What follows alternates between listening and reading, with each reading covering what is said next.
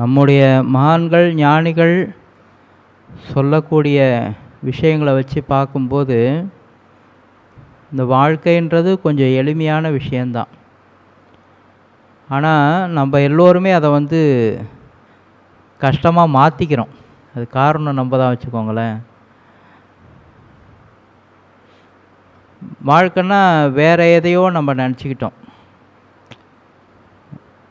குறிப்பாக என்னென்னா மரியாதை, புகழ், பேர் இதெல்லாம் நம்ம சொல்கிறாங்க பாருங்கள் உலகத்தில். அதுதான் வாழ்க்கைன்னு நம்ம நினச்சிக்கிட்டோம். அந்த பேர் புகழ் கூட எப்போ வரும்?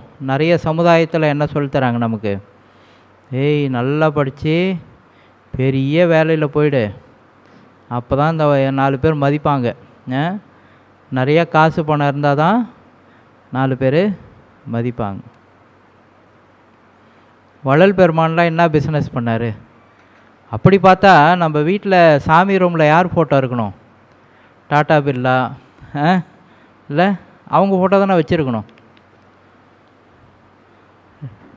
ஏன் நம்ம ஒரு ராகவேந்தரர், ஒரு சாய்பாபா இந்த மாதிரி சாமியாருங்க ஃபோட்டோவாக வச்சுருக்குறோம் இல்லை? உண்மையான சந்தோஷம், உண்மையான இன்பம், அதாவது நம்ம எல்லோரும் இன்பத்தை தான் தேடுறோம், சுகத்தை தான் தேடுறோம். அந்த உண்மையான சுகம்ன்றது எங்கே இருக்குது? நாம் கும்பிட்றதுலே விஷயம் இருக்குது. நம்ம இந்த மகான்களெல்லாம் நோக்கி போகிறோம் பாருங்கள். எல்லாருக்குமே இப்போ ராகவேந்திரன்ற பேர் எல்லாருக்கும் தெரியும் தானுங்களே. இங்கே பக்கத்தில் புவனகிரி அவர் பிறந்த இல்லம். வள்ளல் பெருமான் இங்கே மருதூர் அவரோட பிறந்த இடம் இல்லையா? பாபா பாபாஜி பரங்கிப்பேட்டை இங்கே தான் பக்கத்தில், சும்மா ஒரு 9 கிலோமீட்டர் தூரத்தில் தான். இப்போ இவங்கெல்லாம் கேட்ட மாத்திரத்தில் நம்ம ஆளுங்க நம்ம ஊரில் அப்படின்ற மாதிரி ஒரு பெருமை, ஒரு சந்தோஷம் நமக்குள்ளார வருது தானே. அப்போ இயல்பாகவே நம்ம ஆன்மா நமக்கு இதன் மூலமாக ஒன்று அதெல்லாம் அவங்களெல்லாம் நினச்சி பார்க்கும்பொழுதே நமக்குள்ளார சந்தோஷம் வருது தானுங்களே இல்லையா? மகான்களை நினச்சி பார்க்கும்போது நமக்குள்ளார நிச்சயமாக ஒரு ஏதோ ஒரு நம்பிக்கை, ஒரு சந்தோஷம் வருதா? அப்போ இந்த சமயத்தில் எது சந்தோஷப்படுது? இந்த இடத்துல நம்மளுடைய உயிர் ஆன்மா என்ன நமக்கு தகவல் கொடுக்க வருது அப்படின்னு கேட்டிங்கன்னா, நிறைய சேர்த்து வச்சுக்கிறதுனால நமக்கு சந்தோஷம் இல்லை, எல்லாத்தையும் விட்டால் தான் சந்தோஷம். எல்லாத்தையுமே ஏன்னா விட்டவங்களை நினைக்கும் போது தானே அந்த சந்தோஷம் கிடைக்குது. இவங்க எல்லாருமே என்னதுங்க? எல்லாத்தையும் விட்டவங்க, இந்த உலக ஆசைகளை விட்டவங்க. இத்தனை காலமாக உலக ஆசையில் நம்ம வாழ்ந்தோம் தானுங்களே எல்லாருமே. நம்ம மூதாதையர்லேருந்து ஆரம்பித்து இப்போது நம்ம வரைக்கும் இந்த வயசானவங்களாம் பெரியவங்களாம் இருக்கீங்க, எல்லாருமே நம்ம ஆசைப்பட்டு ஓடி ஓடி தானே உட்காந்துருக்கோம். ஏதாவது சந்தோஷம் அனுபவிச்சோமா? நிம்மதியாக நான் நிம்மதியாக இருக்கேங்க. இத்தனை காலமாக நான் பொருளாதாரத்தை நோக்கி ஓடினதுனால, நான் குடும்பம் வாழ்க்கை இப்படிலாம் ஓடினதுனால நான் ரொம்ப நிம்மதியாக ஆனந்தமாக நிறைவாக சந்தோஷமாக இருக்கேன் அப்படி சொல்கிறவங்க யாராவது கை தூக்க முடியுமா? ஏன்னா நிறைவு சந்தோஷம்தான். நான் என் கோயிலை நோக்கி ஓடி வரேன். தேய் மாத பூசண்டா ஓடுறா பிச்சின்னு ஓடுறான்னு சொல்லிட்டு இங்கே என்ன பண்ணுறோம்? இங்கே ஓடி வரோம் தானே. அப்போது ஒரு சித்த புருஷர் பாடுறாங்க. இந்த நம்முடைய இந்த ஒரு சின்ன அனுபவத்தை என்ன பண்ணுறாங்க, ஒரு சித்தர் பாடுறாங்க. அந்த சித்தர் பேர் பட்டினத்தார். அந்த சித்தர் பேர் என்னங்க? பட்டினத்தார்.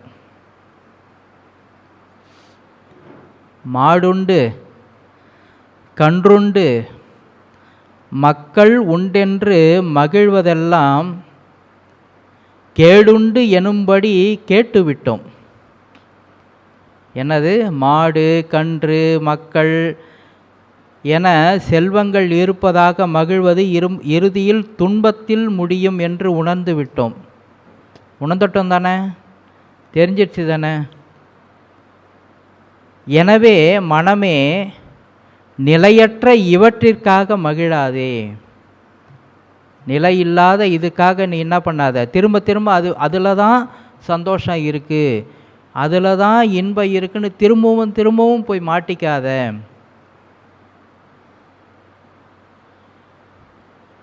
நம்ம எல்லாருக்கும் இருக்கிறது ஒரு வீடு இருக்கா, வாடகை வீடோ சொந்த வீடோ விட்டுருங்க, அதனால் எந்த பிரச்சனையும் இல்லை.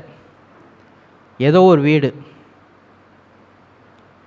போட்டுக்க ஒரு துணி இருக்கா. இங்கே இன்னும் கொஞ்சம் மோசமாகவே சொல்கிறாரு, கந்தை ஆடை இருக்குதான்னு கேட்குறாரு. நம்மக்கிட்ட ஒரு கிழிஞ்சி உடம்பை மறைக்கிறதுக்கு ஒரு கிழிஞ்சி போன துணியாவது இருக்குதா நம்மக்கிட்ட? நல்ல துணியாக நிறையா வச்சுருக்கோம், பீரம் முழுக்க நிறையா வச்சுருக்கோம். இன்னும் கொஞ்சம் தாழ்த்தி சொல்கிறாங்க, கையில் திருவோடு இருக்குதான்னு கேட்குறாரு. ஓடு இருக்கா? நான் வீட்டில் தட்டே வச்சுருக்கேங்க. அப்போ என்ன ரொம்ப பணக்காரதான் இருக்கிற. இப்போல்லாம் நம்ம அதாவது இதில் இமயமலையில் கோவிந்த் லாமா நீங்கள் யூடியூப்பில் போட்டு பார்த்தீங்கன்னா நீங்கள் தெரியும். அவர் பேசுகிறத சப்டைட்டில் மாதிரி போடுறாங்க. அவர் ரொம்ப துறவி, சுத்தமே ஒன்றுமே இல்லாமல் இருந்தவங்க தான். ஆனால் அவர் ஒரு இடத்துல உட்காந்து தியானம் பண்ண ஆரம்பித்தாங்க இமயமலை பகுதியில். அவர் 6 மாதம் ஒரு இடத்துல உட்காந்து தியானம் பண்ணுவார். பனி மூடிடும். 6 மாதம் சாப்பாடு இல்லாமல் உள்ளே இருப்பாங்க. அவர் அடிக்கடி இடையில போய் ஒரு சில பேர்லாம் சந்திக்க போகிறாங்க. அதாவது பனி இல்லாத காலங்களில் சந்திக்கும் போது, நான் பாருங்கள் அங்கே பார்த்தீங்கன்னா எல்லாம் சின்ன சின்ன பாத்திரமாக இருக்குது. டீ போடுறதுக்கு ஒரு பாத்திரம், சின்ன சின்ன பாத்திரம், அடுப்பு யாரோ வாங்கி கொடுத்துருக்குறாங்க. நான் பெரிய பணக்கார ஆகிட்டேன்றார். நான் பெரிய பணக்கார ஆகிட்டதை பாருங்கள், எனக்கு அடுப்பெல்லாம் இருக்குது. அந்த பாத்திரம்லாம் பார்த்தீங்கன்னா ரொம்ப கறி பிடிச்சி போய் ஒரு மாதிரி அழுக்காக இருக்குது. அது பாத்திரமாகவே நீங்கள் கணக்கில் நீங்கள் வேணால் போட்டு பாருங்கள், உங்களுக்கே சிரிப்பாக வரும். அந்த மாதிரி பாத்திரத்தெல்லாம் வச்சுக்கிட்டு அவர் இருக்கிற வீடு பார்த்தீங்கன்னா சும்மா அந்த பனி பிரதேசத்தில் எப்படி வீடு இருக்கும், ரொம்ப பெருசாலாம் கிடையாது. அது ஒரு துறவி இல்லையா, சும்மா மண்ணில் ஒரு வீடு மாதிரி கட்டியிருக்காரு. பாருங்கள் எவ்வளோ பெரிய வீடு பாருங்கள் எனக்கு கிடச்சிருக்குது அப்படின்றாரு. அப்போது ஓடு இருக்குதா உங்களுக்கு? வாங்கி சாப்பிட்றதுக்கு ஓடு இருக்கான்னு கேட்குறாரு. இருக்கா? வீட்டில் தட்டே இருக்கு. அடுத்து பாருங்க, அதுக்கப்புறம் மந்திரம் ஓதுதல். நமக்கு கடவுள் கருணையினால் ஒரு பெரிய மந்திரமே, மகா மந்திரமே நமக்கு கிடைச்சிருக்கா? அதுக்கப்புறம் அடியார்களின் நட்பு. அடியார்களின் நட்பு இது போதுமேன்றார். இது போதுமே. மாடுண்டு கண்டுண்டு மக்கள் உண்டென்று மகிழ்ந்ததெல்லாம் கேடுண்டு எனும்படி கேட்டுவிட்டோம். இனி கேள் மனமே, ஓடுண்டு கந்தை உண்டு உள்ளே ஐந்தெழுத்தையும் ஓத உண்டு தோடுண்டு கண்டன் அடியார் நமக்கு துணையும் உண்டே. தோடுண்ட கண்டன் அடியார் நமக்கு துணையும் உண்டே. அடியார்கள் நமக்கு துணையாக இருக்காங்க. வாங்கி சாப்பிட்றதுக்கு ஓடு இருக்குது, வாங்கி சாப்பிட்றதுக்கு ஓடு இருக்குது, போட்டுக்க ஒரு கந்த துணி இருக்குது, போதுமேன்றார். பட்டினத்தார் என்ன கட்டியிருந்தாங்க? ஒரு கோவணம் தான் கட்டியிருந்தார். அதுவே அவருக்கு பாரமாக இருந்திருக்கு. உடை கோவணமே பாரம் என்று இருக்கின்றேன்றாங்க. அப்போ போட்டுக்க எனக்கு ஒரு கந்த துணி இருக்குது, வாங்கி சாப்பிட்றதுக்கு ஒரு ஓடு இருக்குது, அடியார்களோட உறவு இருக்குது, இறைவனை நினைக்கிறதுக்கு ஒரு 5 எழுத்து மந்திரம் எனக்கு துணையாக இருக்குது. இதுக்கு மேலே வேறு என்னங்க வேணும் எனக்கு அப்படின்றான். நம்மெல்லாம் பாருங்கள், அவருக்கு மேலே எவ்வளோ. அப்போன்னா அவர் இருக்கிறதுலேருந்து நம்ம எந்த தரத்தில் இருக்கிறோம்? உலகியல் விஷயங்களில் 10,000 மடங்கு பெருசாக இருக்கிறோம் இல்லை? அவர் ஒரு துணியே பாரமாக வச்சுருக்காரு. நம்ம எவ்வளோ துணி வச்சுருக்கிறோம்? பர்த்டேவுக்கு ஒன்று, பொங்கலுக்கு ஒன்று, கல்யாணம்னு வந்துடுச்சுன்னா அதுக்கு ஒன்று, எவ்வளவு வாங்கி வீடு ஃபுல்லாக அடுக்கி வச்சு போட்டுக்கிறதுக்கு நமக்கு நேரம் இல்லை. அந்தளவுக்கு வீட்டில் துணி இருக்குது, பெரிய வீடு இருக்குது, வீடு நிறைய தட்டு இருக்குது, பாத்திரம் இருக்குது, அடுப்பு இருக்குது, கேஸ் இருக்குது, எலக்ட்ரிக் ஸ்டவ் இருக்குது, எத்தனை இருக்குது. அப்போன்னா ஒரு பட்டினத்தாரை, ஒரு ஆண்டியை விட நம்ம எவ்வளோ பெருசாக இருக்கிறோம். அவர் பாருங்க, அந்த கந்தை இருக்குது, ஓடு இருக்குது, பஞ்சாட்சர மந்திரம் இருக்குது, அடியார் உறவு இருக்குது, போதுமேன்னு சொல்கிறார். நாம் போதுன்ற வார்த்தை சொல்கிறோம். வாயில் வருதா பாரு, வாயில் என்னைக்காவது வந்திருக்கா இது போதுங்க, இவ்வளோ எனக்கு கொடுத்துருக்கீங்க, நான் வாழறதுக்கு இவ்வளோ பெரிய வீடு கிடச்சிருக்கு. அந்த வீடு கட்டும்போது கூட பாருங்கள், நம்மளோட அளவை தாண்டி ஒரு 10 அடியாவது அப்படி வெளியில் வாசல் அப்படி நீட்டினாதான் நமக்கு அதில் ஒரு திருப்தி. கொஞ்சம் வெளியில் இருக்கிற ஒரு இடத்தையும் நம்ம என்ன பண்ணோம், அந்த ஆக்குபை பண்ணாதான் நம்ம வாழ்க்கையை வாழ்ந்த மாதிரி ஒரு அர்த்தமாகுது. காய்கறி கடையில் அவன் கொடுக்குறவனும் என்ன பண்ணுவான், கொடுக்கறதுல கொஞ்சம் கம்மி பண்ணி கொடுத்தாதான் அவனுக்கு திருப்தி, கொஞ்சம் சேர்த்து வாங்கினா தான் நமக்கு திருப்தி. ஒரு கருவேப்பிலையை கூட இல்லை, எதுலேயுமே பாருங்களேன், நம்ம வாழ்க்கை ஒரு நிறைவுத்தன்மை இல்லாமல் இருக்கு, நிறைவுத்தன்மையே இல்லாமல் இருக்கு. வள்ளல் பெருமான் வளம்னு எதை சொல்கிறார் தெரியுங்களா? வளம். தெய்வமணி மாலையில் பாடுறாங்க, எவ்வுயிர்க்கும் உறவோங்கும் நின் பதம் என் உளம் ஓங்கி வளம் ஓங்க உய்கின்ற நாள் எந்த நாள்னு கேட்குறார். எல்லா உயிருக்கும் உறவாக இருக்கிறவர் யாருங்க? இறைவன். சர்வ ஜீவராசிகளுக்கும் உறவாக இருக்கக்கூடியவர் இறைவன்.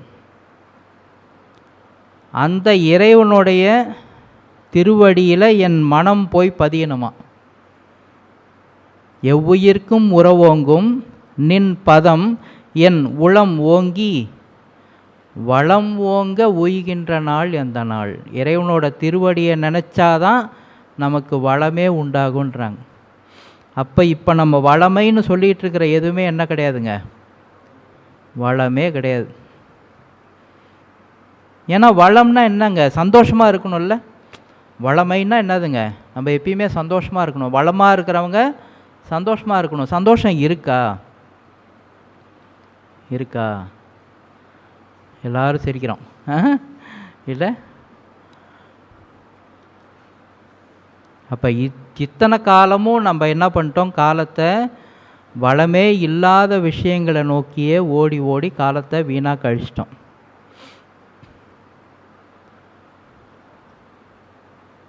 ஆனால் பெரியவங்கள்லாம், வாழ்ந்த பெரியவங்கள், இன்னும் வாழ்ந்துக்கிட்டு இருக்கிற பெரியவங்க எல்லாருமே என்ன பண்ணுறாங்க, எளிமையான ஒரு வாழ்க்கையை தான் வாழ்க்கைன்றாங்க. எளிமையான ஒரு வாழ்க்கையை தான் வாழ்க்கைன்றாங்க. ஏன் இந்த வெளியில் இருக்கிற விஷயங்களை நம்ம பெருசாக நம்ம தேட வேண்டிய அவசியம் இல்லை? சொல்லுங்கள் பார்ப்போம், நீங்களே சொல்லுங்களேன். நிறைய காரு, நிறைய பங்களா, நிறைய சொத்து, பேர், இதெல்லாம் ஏன் வேண்டாம்? உங்கள் மனசுக்கு நீங்கள் யோசனை பண்ணி சொல்லுங்களேன். எல்லாம் உங்களுக்கெல்லாம் தெரியாதெல்லாம் ஒன்றுமே கிடையாது. சும்மா ஏதோ நம்ம இங்கே இந்த நேரத்தில் ஒரு நல்ல செய்திகளை பகிர்ந்துக்கணும்னு உட்காந்து பேசிக்கிட்டு இருக்கோம். உங்களுக்கு தெரியாத விஷயமா என்ன நான் பேசுகிற போகிறது? அருமையாக சொன்னார் பாருங்க, கைத்தட்டுங்க அவருக்கு. அவர் என்ன சொன்னாருங்க, எதுவுமே கூட வராது. எதுவுமே என்னதுங்க, கூட வராது. காதற்ற ஊசியும் வாராது காணும் கடை வழிக்கே. எல்லாமே ஒரு கட்டத்திலே நின்று போயிடுது, எதுவுமே இல்லையே. இதுதான் கூட வருங்க, பற்றி தொடரும் இருவினை புண்ணிய பாவமுமே. அப்படி தானே சொல்கிறாங்க. அப்போ நம்ம வாழ்க்கையில் அதிகமாக நம்ம கவனம் செலுத்த வேண்டியது எதுலங்க? நம்ம செய்யக்கூடிய செயல். புண்ணியம் பாவம்ன்றது எதனால் வருதுங்க? புண்ணியமும் பாவமும் எதனால் வருது? என்னென்ன எதனாலலாம் செய்கிறோம்? ஏம்மா? ஆசை. இல்லை, செயல்ன்றது எதனால் நடக்குது நம்மக்கிட்ட? ஒரு செயல் செய்யணுன்னா முதல்ல என்ன பண்ணணுங்க? நல்லதோ கெட்டதோ ஒரு செயல் செய்யணுன்னா முதல்ல என்ன பண்ணணும்? ஆ யாருங்க? சிந்தனை செய்யணும், முதல்ல நினைக்கணும். அப்போ நினைக்கிறதுக்கு என்ன வேணுங்க? மனம். முதல் நம்ம பாவமோ புண்ணியமோ வர்றதுக்கு முதல் ஆதாரம் எதுங்க? மனம். அடுத்தது மனசில் நினச்சிட்டோம், அது அடுத்த செயல்பாடாக என்னவா மாறும்? என்ன செயல்பாடாக வரும்? பேச்சு, வாக்கு. பேச்சில் முதல்ல பேச்சில் தான் ஆரம்பிக்கும். பிரச்சனையே இதில் ஆரம்பிக்குங்க, சாதாரணமாக பேச்சில் தான் ஆரம்பிக்கும். அப்போ வாக்கு முதல்ல, மனம், அதுக்கப்புறம் வாக்கு, மூன்றாவதா தேகம், அதுக்கப்புறம் தான் ஆக்ஷனில் இறங்குவோம் இல்லையா? மனம், வாக்கு, காயம். வள்ளல் பெருமான் சொல்கிறாங்க, அருள் நெறியில் சொல்கிறாங்க, இந்த நமக்கு பாவ புண்ணியங்கள் எதனால் அடைகின்றன அப்படின்னு சொல்லும்பொழுது எதனால் அடையுதுன்னு சொல்கிறாங்க? மனம், வாக்கு, காயம். இந்த 3 நாள் தான் பாவமும் வருதாமா புண்ணியமும் வருதாமா. அப்போ நினைக்கிறத எப்படி நினைக்கணும்? நம்ம நினைக்கிறது ஃபுல்லாகவே அதுவாக தான் இருக்குது இல்லை? நல்லது நம்ம மனசில் வருதா? ஏதோ ரொம்ப ரேராக என்ன பண்ணோம், அந்த எண்ணங்கள் உருவாகும். அது கூட நீங்கள் கொஞ்சம் கேப் விட்டீங்க, அதாவது ஒருத்தருக்கு நீங்கள் செய்யணுன்ற எண்ணம் வரும், அது என்ன நாளைக்கு தான் செய்ய வேண்டிய ஒரு கட்டாயம் வருதுன்னு வச்சுக்கோங்களேன். அடுத்த நிமிஷத்துலேருந்து அதை தடுக்கிறதுக்கான எல்லா எண்ணங்களும் வரும். என்னத்துக்கு அவனுக்கு போய் தந்துக்கிட்டு, ஏன் அவங்க கொஞ்சம் முயற்சி செய்யட்டுமே, அவங்க செஞ்சுட்டு போட்டோம், என்கிட்ட காசு இல்லையா, பின்னாடியே அடுத்தது மறுநாள் எந்திரிக்கும் போது செய்யவே வேண்டான்ற எண்ணமும் பின்னாடியே வந்துடும் இல்லையா? அந்த மாதிரி தான் நம்ம மனசில் எண்ணங்கள் இருக்குது. அப்போது எண்ணத்தில் எப்படி இருக்கணும்? பேச்சு பேசுறதுல எப்படி இருக்கணும்? பேசுறதுல எப்படி இருக்கணும்? செய்கை, நம்ம செயல்பாடு, ஒவ்வொரு நாளும் நம்ம நடக்கும்போது, நம்ம பார்க்கும்போது, செய்கைன்னா வெறும் உடம்புன்னா வெறும் நடக்கிறது கொடுக்கறது மட்டும் இல்லைங்க, செய்யறது கை மட்டும் இல்லை. பார்க்கறதுல எப்படி பார்க்கணும், கேட்கறதுல எப்படி கேட்கணும், முகறதுல எப்படி முகரணும், சாப்பிட்றதுல எப்படி சாப்பிட்ணும், பேசுறதுல எப்படி பேசணும். உள்ளே தள்ளுறது வெளியில் தள்ளுறது ரெண்டு சொல்கிறார் ஐயா. உள்ளே தள்ளுறதுலேயும் நீங்கள் கவனமாக இருக்கணும், வெளியில் தள்ளுறதுலேயும் கவனமாக இருக்கணுன்றார். வாய்க்கு மட்டும் 2 விஷயம் வருது. கண்ணுக்காவது ஒன்று தான், காதுக்காவது ஒன்று தான், மூக்குக்காவது ஒன்று தான், இந்த கை காலுக்காவது ஒன்று தான். ஆனால் வாய்க்கு மட்டும் 2. வாய்க்கு மட்டும் உள்ளே தள்ளுறதுலேயும் ஜாக்கிரதையாக இருக்கணும், வெளியில் தள்ளுறதுலேயும் ஜாக்கிரதையாக இருக்கணும் சொல்கிறாங்க. அப்போ தேகத்துக்கு தான் கொஞ்சம் அதிகமான வேலையே இருக்குது, உடம்புக்கு தான் கொஞ்சம் அதிகமான வேலை இருக்குது. அப்போ இதெல்லாம் தான் நம்ம வாழ்க்கையில் அதிகமாக நேரம் ஒதுக்கி செய்ய வேண்டியது. நம்மெல்லாம் இதுக்கு நேரம் இல்லைன்னு ஏன் சொல்லிகிட்ருக்குறோம்? கூடவே வராத விஷயங்களுக்காக நம்ம நேரம் ஒதுக்கிடுறோம். கூடவே வராத விஷயங்களுக்காக அதிகப்படியான நேரத்தை நம்ம என்ன பண்ணிட்டோம்? இன்னும் கேட்டிங்கன்னா நல்லா யோசனை பண்ணி பாருங்களேன். இந்த சமுதாயத்தில் இந்த மாதிரியான விஷயங்கள் எல்லாமே நாம் உருவாக்குனது தானே. சிலந்திக்கு அது கட்டின கூட்டில் தான் சாவு. சிலந்தி தன்னோட எச்சில்லம் தான் கூடு கட்டுது, ஆனால் மரணமும் அதுக்கு எதில்லைங்க, அதுலேயே தான். அதை மாதிரி நாம்ளே உருவாக்கி வச்ச ஒரு சில விஷயங்களுக்குள்ளார நாம்ளே மாட்டி நாம்ளே என்ன பண்ணிடுறோம்? இறந்து போயிடுறோம்.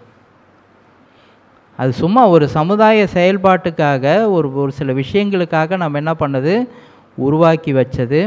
காலப்போக்கில் அதுவே நமக்கு யமனா நாம் தோண்டி வச்ச குழியில் நாமளே விழுந்து என்ன பண்ணிடுறோம்? இறந்து போயிடுறோம். இதெல்லாம் கொஞ்சம் நம்ம யோசனை பண்ணி பார்க்கணும். அதுக்கு தான் கடவுள் நமக்கு மனம் அப்படின்ற ஒன்றை கொடுத்துருக்கிறார்.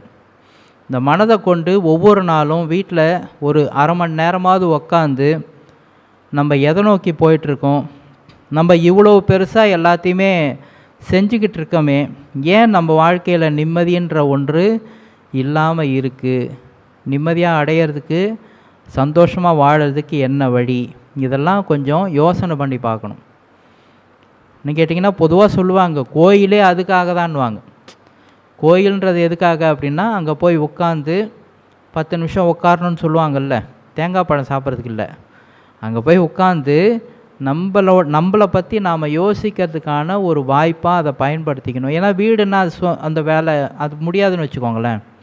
ஒரு பக்கம் டிவி ஓடிக்கிட்டு இருக்கும், வேறு செயல்பாடுகள் செய்ய வேண்டிய ஒரு கட்டாயத்தில் இருக்குன்றதுனால தான் பெரியவங்க அந்த காலத்தில் பிளான் பண்ணி அவ்வளோ பெரிய ஆலயங்கள் உருவாக்கிலாம் வச்சாங்க. ஆனால் எல்லாமே இன்றைக்கி தலைகீழாக மாறிப்போச்சு. அதை பற்றி நமக்கு சொல்லவும் ஆள் இல்லாமல் போயிடுச்சுன்னு வச்சுக்கோங்களேன். போக போக ஒரு பலவேறு பூட்டுகளை போட்டு வள்ளல் பெருமான் சொல்லுவாங்க, பயங்கரமான பூட்டெல்லாம் போட்டிருக்காங்க, லாக் போட்டாங்க, உண்மையை தெரிய ஒட்டாமல் மறைத்து விட்டார்கள், எதுக்காக ஆலய வழிபாடு அப்படின்றதெல்லாம் மறைச்சிட்டாங்க. ஆனால் இங்கே என்ன பண்ணாங்க வள்ளல் பெருமான், அது எல்லாத்தையும் உடைச்சி உண்மையான ஒரு விஷயத்தை இங்கே கொண்டு வந்து நம்ம கண் முன்னாடி நிறுத்தியிருக்காங்க. ஆனால் இன்னமும் கூட மறைப்பு உண்டாகிட்டே இருக்குன்னு வச்சுக்கோங்களேன். ஏன்னா நம்ம இப்போ கோயிலை மட்டும்தான் மாற்றிருக்கிறோம். பிள்ளையார் கோயிலுக்கு போகிறதுக்கு பதிலாக ஜோதி பார்க்க வந்திருக்கோன்னு வரோம். இது என்ன அதுன்ற கேள்வி இன்னமும் நம்ம யாருக்குமே வரவே இல்லை. இது ஏன், இது எதுக்காக வித்தியாசமாக மற்ற கோயிலெலாம் இப்படி இருக்கும்போது இது ஏன் 8 கோணத்தில் இருக்குது? 8 கோணத்தில் இருக்கிறதுனால யாராவது எண்ணி பார்த்துருக்கோமா? எத்தனை பேருங்க எண்ணி பார்த்துருக்கீங்க? பாருங்கள், மற்ற பேர் எண்ணவே இல்லை. அதான் எண்ணும் எழுத்தும் கண்ணென தகும்னாங்க. நினச்சி பார்க்கணும். எண்ணுதல்னால் என்னதுங்க? நினச்சி பார்க்கணும். அதை கண் போல் பாதுகாக்கணுன்றாங்க. எண்ணும் எழுத்தும் கண்ணென தகும். நினச்சி பார்க்கறதுக்கு தானே மனசே கொடுத்துருக்கிறாரு. அப்போ அங்கே போகிறீங்க, எதுக்காக இந்த மாதிரி சங்கிலியை போட்டு வச்சுருக்காங்க? அதை கேட்க வேண்டியவிட்ட கேட்கணும். வேறு யார்கிட்ட கேட்டிங்கன்னா கழுத்தில் போட்டுக்கோ உடம்பு சரியாயிடும்னு சொல்லிடுவாங்க. மாற்றி சொல்லி விட்ருவானுங்க. யாருக்கிட்ட கேட்கணுமோ அவங்ககிட்ட தெளிவாக கேட்டு தெரிஞ்சுக்கணும். அங்கே ஏன் வேல் கொம்பு மாதிரிலாம் வச்சுருக்காரு, சுற்றி வேல் கொம்புலாம் வச்சுருக்காங்க. உள்ளே ஏன் 3 கதவு இருக்குது? இதில் சிற்சபைன்னு ஒன்று வச்சுருக்காரு, பொற்சபைன்னு வச்சுருக்காரு. சாதாரண கோயிலில் இருக்கிற மாதிரிலாம் இல்லையே. இது என்னது இது? எங்கே கொடி மரத்தை காணோம், எங்கே நந்தியை காணோம், எங்கே ஐயரை காணோம், பழம் பூப்பழம் வெத்தலை பாக்கெல்லாம் படைக்கவே இல்லை. இது என்ன சாமி கோயில் அப்படின்னு சொல்லி என்ன பண்ணணும்? கேள்வி நமக்குள்ளார பிறக்கணும். அதான் நம்ம எல்லாருமே என்னது, ஏதோ வள்ளலாறு அங்கே ஜோதி, ஏதோ அங்கே போனால் இது சரியாகும் அது சரியாகும் ஏதோ சொல்லி விட்ருக்காங்க. அதை நம்பி தான் நம்ம இங்கே வந்திருக்கோமே தவிர, இங்கே வள்ளல் பெருமான் உண்மையாக என்ன சொல்லியிருக்கிறாங்கன்றதை நம்ம யாருமே தெரிஞ்சுக்கிறதுக்கு ஆசைப்படலை. அதுதான் உண்மை. வள்ளல் பெருமான் சொல்லிட்டாங்க, இது வள்ளல் பெருமான் மேலே தப்பு கிடையாது, அந்த ஞான சபை மேலே எந்த குற்றமும் கிடையாது. கேள்வி கேட்காத நம்ம மேலே தான் குற்றம். கேள்வி கேட்காத நம்ம மேலே தான் குற்றம். கடந்த மாதம் என்ன பார்த்தோம் அப்படின்னு கேட்டிங்கன்னா, நாம் படுற கஷ்டத்துக்கெல்லாம் நாம் தான் காரணம் அப்படின்றத ரொம்ப தீர்க்கமாக வள்ளல் பெருமான் எடுத்து முன் வச்சுருக்காங்க. அதை எப்படி சொல்லியிருக்காங்க அப்படின்னு கேட்டிங்கன்னா, ஏன் வேறு மாதிரியான தேகங்கள்லாம் இருக்குது, ஏன் ஒருத்தர் கஷ்டப்படுறாங்க, ஏன் ஒருத்தர் நோயோடு இருக்கிறாங்க, ஏன் இப்படிலாம் இருக்குது, ஏன் ஒருத்தவங்க ஊனமாக பிறக்கிறாங்க, இப்படிலாம் பலவேறு கேள்விகள் நமக்குள்ளார இருக்கும். அதுக்கு வள்ளல் பெருமான் சொல்கிறாங்க,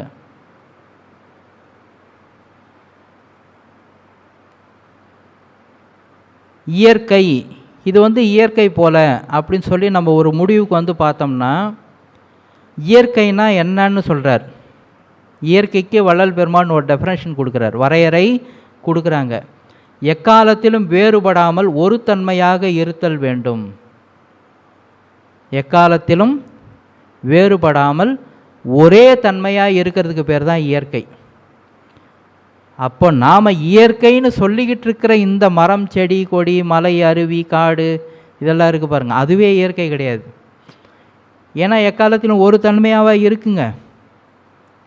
விதையாக இருக்குது, செடியாக இருக்குது, மரமாக இருக்குது, பெருசாகுது, ஒரு கட்டத்தில் அப்படி இலையெல்லாம் உதிர்ந்து போய் காஞ்சி போய் பட்டு போய் செத்து போயிடுது. நமக்கு எப்படி கருவில் உருவானோம், ஒரு குழந்தையாக வரும், ஒரு சின்ன ஒரு பாலகனாக இருக்கும், அப்புறம் வாலிபனாக மாறுறோம், வயோதிகனாக மாறுறோம், கடைசியில் இறந்து போயிடுறோம் பாருங்கள். அதே மாதிரி அதுக்கும் நடக்குது. அப்போ அது இயற்கையா?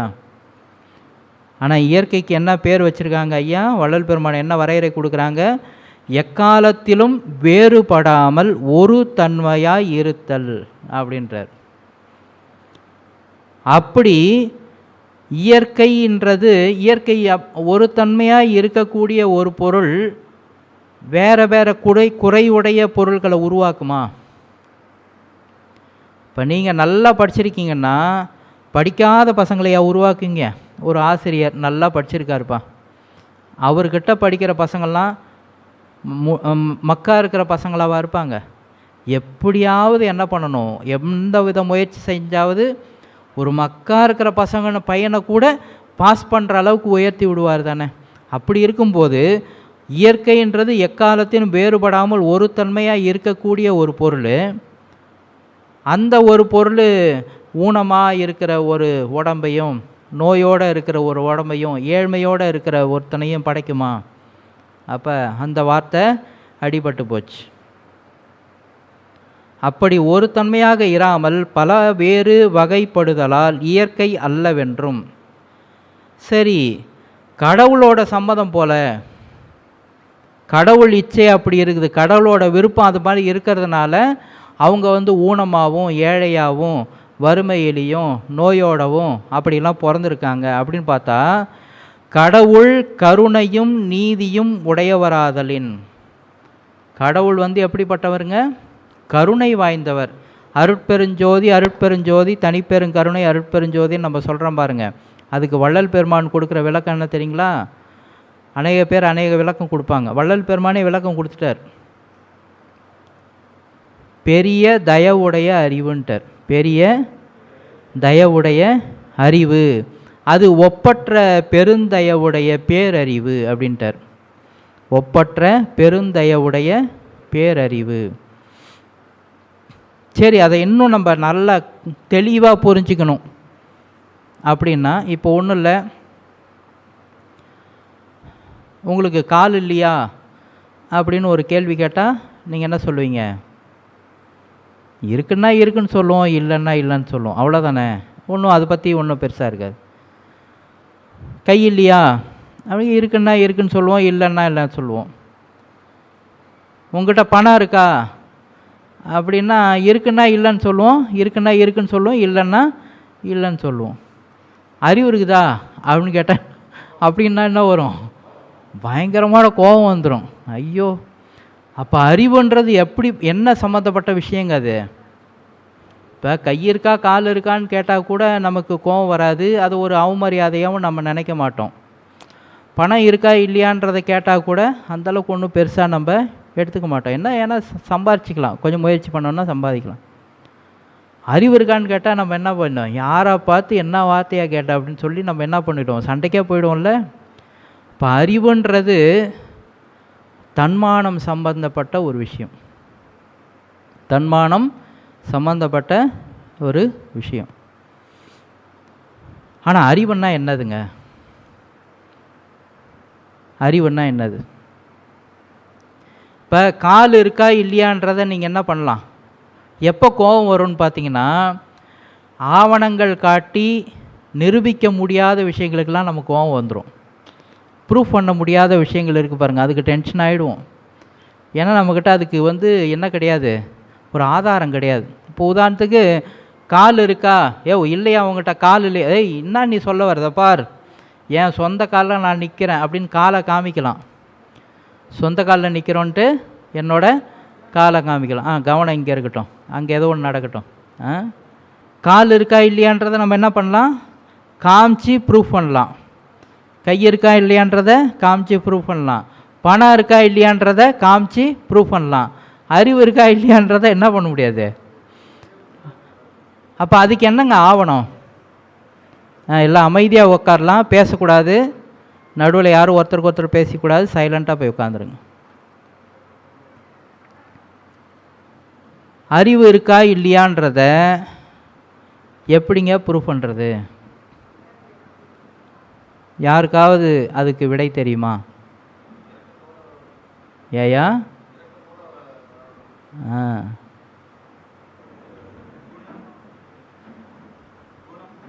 குணம். ஒரு ஐயா பதில் சொல்லிட்டாரு, இருந்தாலும் யாரும் சரியாக காதில் வாங்கலை, கொஞ்சம் தயங்கி சொல்லிட்டாரு, வேற ஒன்றும் இல்லை. நல்லா அதெல்லாம் உறக்க சொல்லணும்.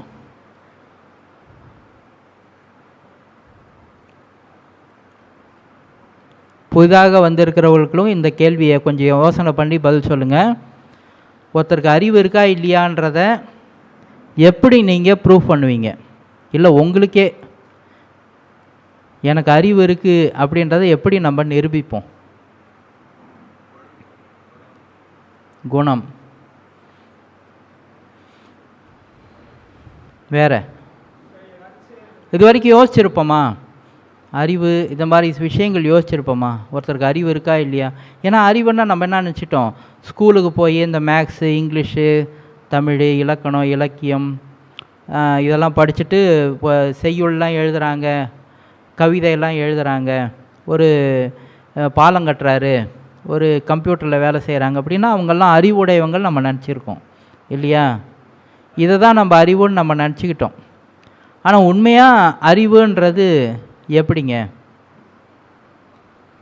திருக்குறள் படிச்சிருந்தா பட்டுன்னு அடிக்கலாம். இல்லை இல்லை தெரியும், உங்களுக்கு தெரியும். இப்போ சொன்னோம்னா டக்குன்னு பிடிச்சிடுவீங்க பாருங்களேன். அறிவினால் ஆகுவதுண்டோ, அறிவினால் ஆகுவதுண்டோ பெரிதின் நோய் தன்னோய் போல் போற்றா கடை. அப்போ யார் ஒருவர் பிற உயிர்களுடைய துன்பத்தை தன் துன்பமாக கருதுகின்றார்களோ, எண்ணி அதை துடைக்க முயற்சி செய்கிறார்களோ அவர்கள்தான் அறிவுடையவர்கள் அப்படின்னு யார் சொல்கிறாங்க? நம்ம சொல்லலை, திருவள்ளுவர் சொல்கிறாங்க. அப்போ உண்மையான அறிவுடையவங்க யாருங்க? யார் ஒருத்தவங்க இன்னொரு உயிர் துன்பப்படும் போது ஓடி போய் அதுக்கு உதவி செய்கிறாங்க. ஐயோ அது பதட்டம், அதாவது எனக்கே நேர்ந்த மாதிரி, எனக்கு ஒரு ஆபத்து நேர்ந்துட்டால் எனக்கு யாராவது வந்து உதவி செய்வாங்கன்னு நான் எதிர்பார்ப்பேன்ல, எனக்கு எப்படியெல்லாம் உதவி செய்யணும்னு நான் எதிர்பார்ப்பேன்ல, அந்த மாதிரி இன்னொரு உயிருக்கு துன்பப்பட்டு இருக்கும்போது அதுக்கு போய் நம்ம செய்யணுமா? அவங்க தான் அறிவுடையவர்கள்னு யார் சொல்கிறாங்க? அதுதான் வள்ளல் பெருமான் அருட்பெருஞ்சோதிக்கு சொல்கிறார், பெரிய தயவுடைய அறிவு, பெரிய தயவுடைய அறிவு. இப்போ நம்ம எல்லாருக்கும் அறிவு இருக்குதான், ஆனால் அந்த அறிவு என்ன பண்ணுது? இப்படிலாம் அடுத்தவங்கள மோசம் பண்ணலாம், அடுத்தவனை எப்படி காலவாரி விடலாம், அந்த மாதிரி தான் நம்ம மனசு வஞ்சம், சூது இதுக்கெல்லாம் வேலை செய்யுது, நல்லாவே டெக்னிக்காக வேலை செய்யுது. அந்த வகையில் கடவுள் பார்த்திங்கன்னா கருணையும் நீதியும் உடையவர். அவர் போய் ஒருத்தரை வந்து குறைவுடையவரா, ஊனமா, கேன்சர்லேயும் மாரடைப்புனாலையும் இந்த மாதிரிலாம் வர மாதிரிலாம் செய்வாரா? பெரிய தயவுடைய அறிவாக இருக்குது. அடுத்தவங்க துன்பத்தை கண்டால் இறங்கி போய் உதவி செய்யக்கூடியது அந்த மாதிரி அறிவு அது. ஐயா வந்து திருவடி புகழ்ச்சியில் எழுதுவாங்க, அன்பர் பொதிசோர் அருந்த முன்னிருந்து பின் நடக்கும் பதம் சொல்லுவாங்க. அப்பர் சுவாமிகள் வந்து உழவார பணி செய்து போயிட்டுருக்கும்போது சாப்பிடாமல் போகிறாராமா. இன்னொரு கோயில் இருக்குது, அதையும் முடிச்சுட்டு அதுக்கப்புறம் சாப்பிட்டுக்கலான்னு சொல்லி போகிறாராமா. இறைவன் என்ன பண்ணாராம், அடியவருக்காக சாப்பாடு பாத்திரத்தை தூக்கிட்டு அவரை முன்னாடி நடக்க விட்டு இவர் பின்னாடி நடந்து வந்தாராம். முன்னிருந்து பின் நடக்கும் பதம். இன்தொண்டர் பசியற கச்சூரின் மனைதோறும் இறக்க நடை கொள்ளும் பதம். திருக்கச்சூர்னு ஒரு இடம் இருக்குது, ஊர். அந்த ஊரில் சுந்தரர் பெருமான் வந்து உழவார பணி செஞ்சிட்ருக்காங்க. அவரும் பசியோடு சுற்றிட்டுருக்கார். இறைவனுக்கு தொண்டு செய்யணுன்ற எண்ணத்தில் தன் பசியும் மறந்து அப்புறம் பார்த்துக்கலான்னு ஓடிட்டு இருக்கார். இறைவன் இறங்கி வந்து ஒவ்வொரு வீடாக பிச்சை எடுத்து கொண்டு போய் இரக்கம்னா என்னது, தர்மம் கேட்டு உணவு வாங்கி தர்மம் கேட்டு அவருக்கு கொண்டு போய் உணவு கொடுத்தாராமா. இப்படி அடியவர்களுக்கு உயிர்களுக்குன்னா இறங்கி ஓடி வரக்கூடிய ஒன்று, அது வந்து குறையுடைய ஒரு தேகத்தையோ குறையுடைய ஒரு வாழ்க்கையோ படைக்குமா அப்படின்னு கேட்குறாங்க. ரொம்ப தெளிவாக கொடுக்குறாங்க. நம்ம என்ன கடவுள் வழிபாடு செய்கிறோம், ஆனால் கடவுளை பற்றி ரொம்ப தப்பாகவே நினச்சின்னு இருக்கிறோம். கடவுள் சாமியை பற்றி ரொம்ப தப்பாக நினச்சிட்டு இருக்கோம், உண்மையை தெரிஞ்சிக்காமல். கடவுள் கருணையும் நீதியும் உடையவராதலின் எல்லா ஜீவர்களுக்கும் ஒரு தன்மையாக சுக அனுபவங்களையே அடைவிக்க வேண்டும். அவர் சுக அனுபவத்தை அடைவிக்கிறதுக்காக தான் திருநடனமே செய்கிறார். நடராஜ பெருமானோட திருநடனம் இருக்குது பாருங்கள், அது 3 விதமாக சொல்லுவாங்க. ஊன நடனம், என்னதுங்க, ஊன நடனம். அடுத்தது ஞான நடனம். ரெண்டாவது என்னதுங்க, ஞான நடனம். மூணாவது ஆனந்த நடனம். ஊன நடனம் அப்படின்னா நம்மளை போல தாழ்ந்த கதியில் இருக்கக்கூடிய ஜீவராசிகளை மேலேற்றுவதற்காக கூடவே துணையாக இருந்து, அதாவது குரு வடிவம் தாங்கி துணையாக இருந்து நம்மை வழிநடத்தி மேய்த்து கொண்டு போய் என்ன பண்ணுறது, அடுத்த கட்டத்துக்கு தள்ளி விடுறது. அடுத்த கட்டத்துக்கு போன பிறகு ஞான உபதேசங்கள் நடக்கும். அந்த இடத்துல அந்த ஞானத்தை கொடுக்கறதுக்காக அங்கேயும் வந்து என்ன பண்ணுறாங்க, உள்ளிருந்தோ வெளியிருந்தோ நமக்கு உபதேசங்கள் வழங்கி கொண்டே இருக்கிறாங்க. பக்குவப்பட்ட ஆன்மாக்களுக்கு பேரின்பத்தை கொடுக்கறதுக்காக திருநடனம் புரிஞ்சிட்ருக்காரு, ஆனந்த நடனம். இப்படிப்பட்டவர் போய் என்ன பண்ணுவார், யாருக்காவது துன்பம் கொடுப்பாரா, துன்ப வாழ்க்கையை கொடுப்பாரா, கொடுக்க மாட்டார். அப்படி அடைவிக்காமையால் கடவுள் இச்சை அல்லவென்றும். அப்போது இயற்கை அல்ல, கடவுள் இச்சையும் அல்ல. இயற்கையும் கிடையாது, கடவுள் இச்சையும் கிடையாது. அப்படின்னா வேற யாரால அப்படின்ற ஒரு கேள்வி வருது. இதுக்கு முன்னாடி பார்த்திங்கன்னா இன்னும் ஒரு விஷயம் இருக்குது. அதாவது முன் ஜென்மத்தில் வந்து நாம் வந்து ஆசைப்படுவோமா, நான் வந்து இப்படிலாம் பிறக்கணும், இப்படிலாம் நான் கஷ்டப்படணும், அப்படிலாம் ஆசைப்படுவோமா. அப்படி ஆசைப்படுறதுனால தான் நமக்கு இப்படி ஒரு தேகம்லாம் கிடச்சிருக்குன்றாங்க. அப்படி பார்த்தா நம்ம நினச்ச மாதிரியா வாழ்க்கை நடக்குது. நான் இப்போ ஆசைப்பட்றேன், இன்றைக்கே நான் வந்து என்ன ஆகணும், மரணமில்லா பெறுவாய், அப்படியே உங்கள்கிட்ட பேசிகிட்டு இருக்கும்போதே மறைஞ்சு போயிடணும். நடக்குமா? அதெல்லாம் வேலைக்கு ஆகுமா? இப்போ நாம் நினச்சது தான் இங்கே எல்லாமே செயல்படுதுன்னா அதான் நடக்க மாட்டேங்குது இல்லை, அதுவும் அல்ல. அப்போது நம்ம நினச்ச மாதிரி இல்லை, இயற்கையும் இல்லை, கடவுள் சம்மதமும் இல்லை.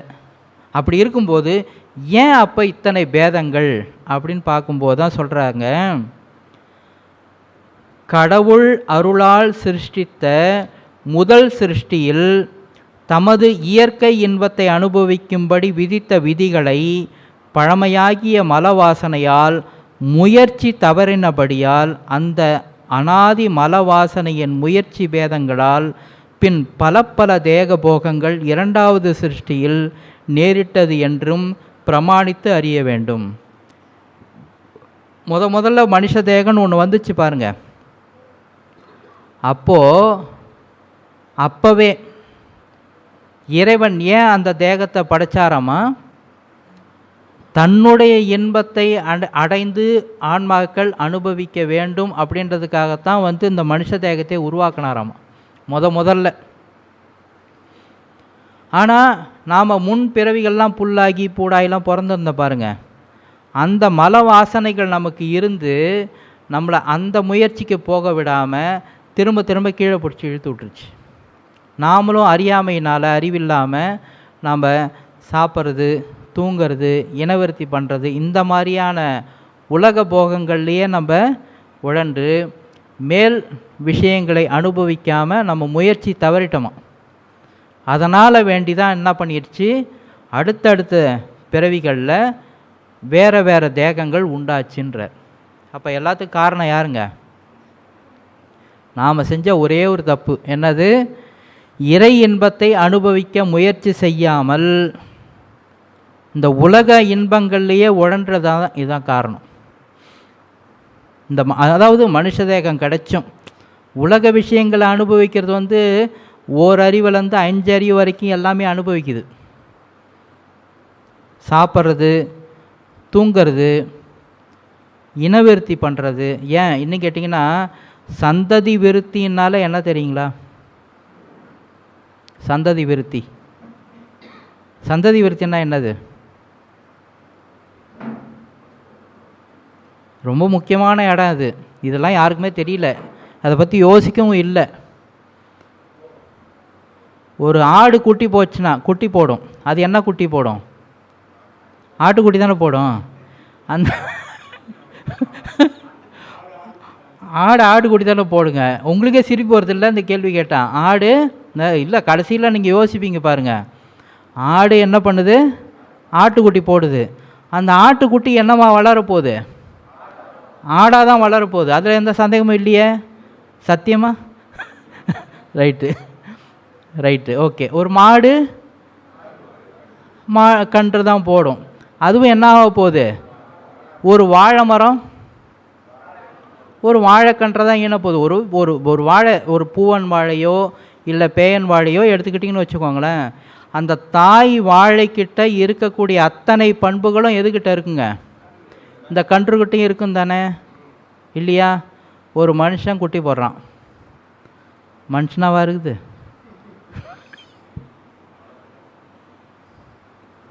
கொஞ்சம் யோசனை பண்ணி பாருங்களேன். ஆனால் இதில் பாருங்கள், கொஞ்சம் நம்ம 2 விதமாக யோசித்து பார்க்கணும். 2 இருக்குது. ஹிட்லரும் இதே மனுஷ தேகம்தான். இந்த கடைசி வள்ளல் பெருமானும் இதே மனுஷ தேகம்தான். மனுஷ தேகத்தில் மட்டும் என்ன கிடையாதுங்க, ரொம்ப வித்தியாசமானது. வாழை மரம் வாழை மரமாக தான் இருக்கும், ஆடு ஆடாக தான் இருக்கும், மாடு மாடாக தான் இருக்கும். ஆனால் மனுஷனை மட்டும் என்னன்னே சொல்ல முடியாது. மனுஷனை மட்டும். அப்போ சந்ததி விருத்தின்னா என்னது? இது எதனால் இந்த ஹிட்லரும் வள்ளல் பெருமானும் உருவானாங்க? என்ன காரணம்? ஒரு பக்கம் கர்மா அப்படின்னு சொன்னாலும் கூட சந்ததி விருத்தியினுடைய உண்மையான அர்த்தம் என்னன்னு கேட்டிங்கன்னா, நம்முடைய கலாச்சாரத்தை, நம்முடைய பண்பை நம்ம குழந்தைக்கு ஊட்டி வளர்க்கணும். அதுதான் சந்ததி விருத்தி.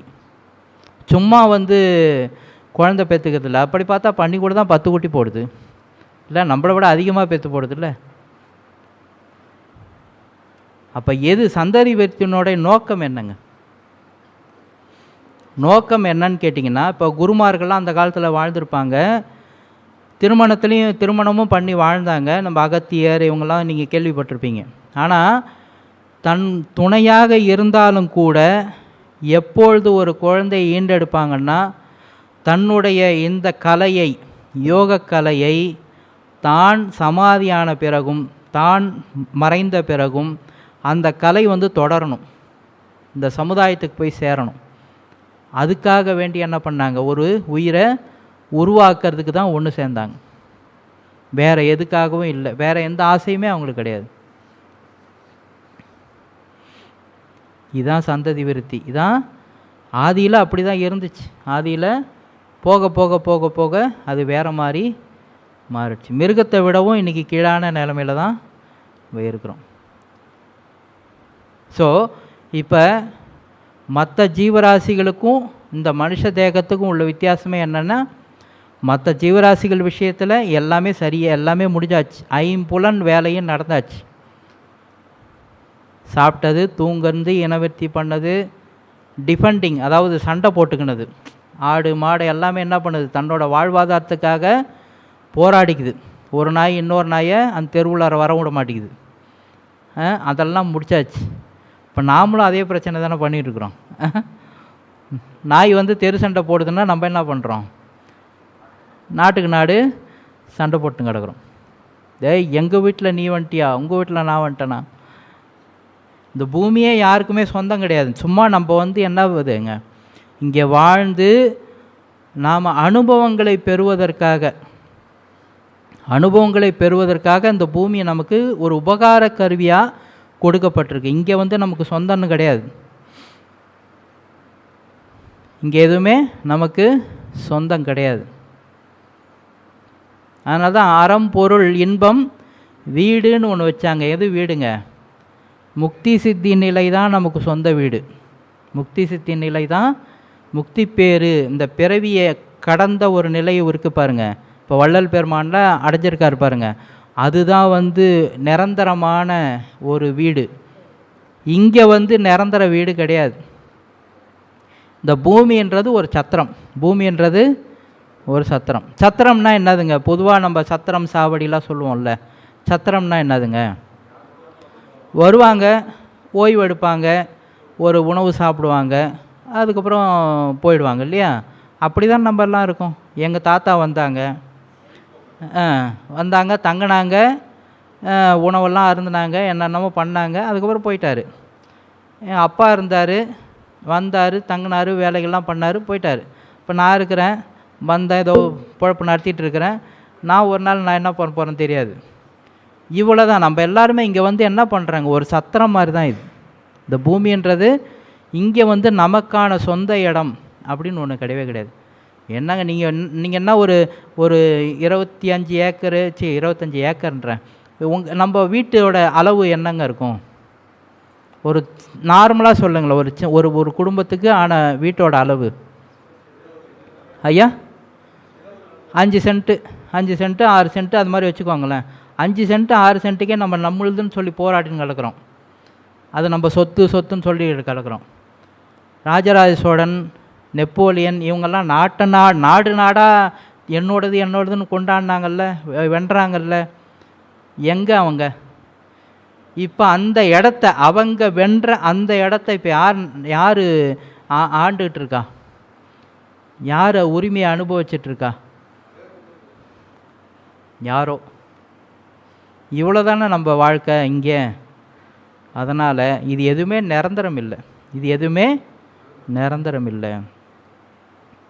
ஆக எதுக்காக இதெல்லாம் சொல்ல வந்ததுன்னு கேட்டிங்கன்னா, இந்த மனித பிறப்பு அப்படின்றது கடவுள் இன்பத்தை அனுபவிப்பதற்கானது. அதற்கான முயற்சியில் ஈடுபடுவதற்காகவே நமக்கு கடவுள் கொடுத்துருக்காங்க. அந்த முயற்சியில் தவறிட்டோம். முதல் சிருஷ்டியிலேயே, முதல் படைப்பிலே நம்ம தவறிட்டோம். அதனால தான் பல தேகங்கள் 2வது படைப்பில் உண்டாச்சுன்றார். அப்போ குறைவுடைய ஒரு மனிதர்கள் உடல் ஊனமாவோ பொருளாதாரத்திலேயோ ஏதோ ஒரு வகையில் குறையோடு இருக்காங்க இல்லையா? அதுக்கு யார் காரணம்? நான் தான் காரணம். எல்லாத்துக்குமே யார் காரணம்? நான் தான் காரணம். இதில் இன்னொரு அற்புதமான ஒரு தகவல் சமீபத்தில், அதாவது ரொம்ப காலமாக அது படிச்சிருக்கு, ஆனால் என்ன பண்ணுறது, நமக்கு இப்போ தான் அந்த அறிவும் பக்குவமும் வந்திருக்கு போல். ஒரு வாரம் லேசாக புரிஞ்சுது. அதை உங்களோட பகிர்ந்துக்கணும்னு ரொம்ப ஆசையாக இருக்குது. 304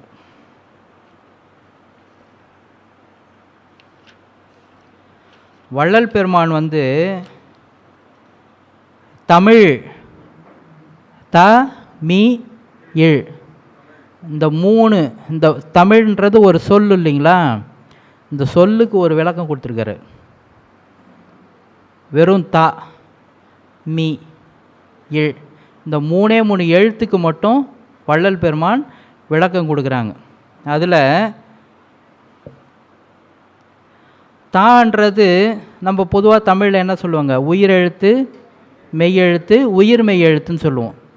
உயிரெழுத்துன்றது ஆ முதல் அவ்வரை, மெய்யெழுத்துன்றது இக்கு, அதுலேருந்து ஆரம்பித்து இன்னு வரைக்கும், அப்புறம் ஆயுத எழுத்து 1 இருக்கு இல்லையா? உயிர்மெய் எழுத்துன்றது இந்த உயிரும் மெய்யும் சேர்ந்த ஒரு கலப்பு. அப்போ தான்றதில் என்ன எழுத்து இருக்குங்க? உயிரும் மெய்யும். என்ன உயிர் என்ன மெய்? இத்து ப்ளஸ் ஆ இருக்கு இல்லையா? சரி, இத்துன்றது எத்தனாவது மெய் எழுத்து?